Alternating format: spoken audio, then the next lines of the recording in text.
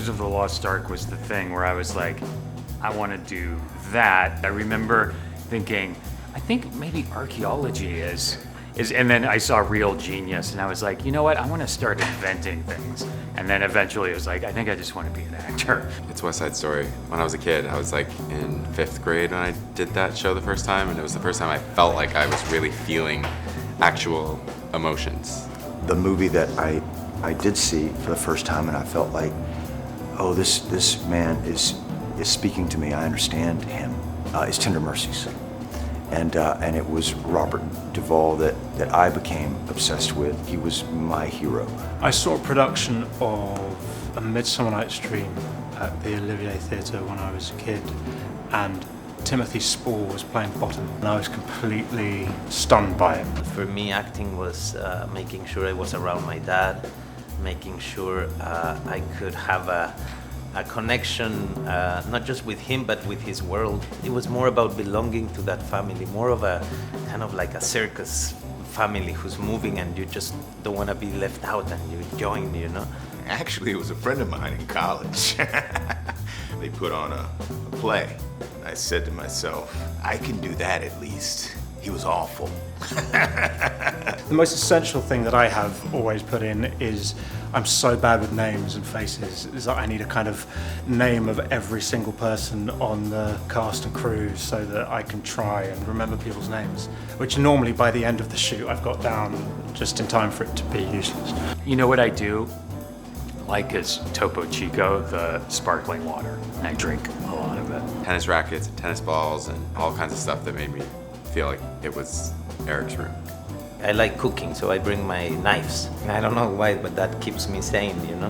Having 1 or 2 pictures of your kids and something that you can connect easily with and remind you what you're going back to soon, you know?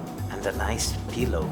You know, I generally just have a computer and, like anyone else, a couple books. It's always useful to have like the script that you're working on. I find that that's helpful. I have this van that is an extension of my home, and my family is in that van with me now whenever I'm not at home, and I carry it to pretty much everything that I do.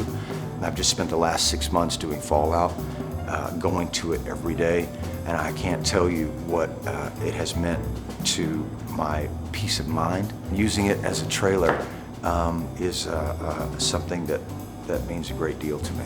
If I could switch jobs with any profession for just one day, it would be like a White House correspondent. Not now, really, because it would be a bummer. Maybe in like 1987 or something, like during Iran-Contra, that would have been really fun. I think I would do music. I think I would want to be like a rock star, play Coachella.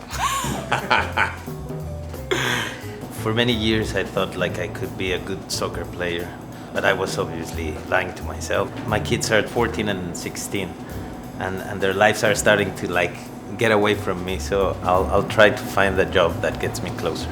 I worked for the Washington Gas Company. It was like being a pirate, you know, on a truck all day with a bunch of hooligans. It was the best gig I ever had, man. So if I could do that one more day again, I'd ride the truck with the boys. And I've always dreamt of being a pizza maker at Pizza Express. And I have a friend who was a pizza maker at Pizza Express and says it gets pretty boring after the first day.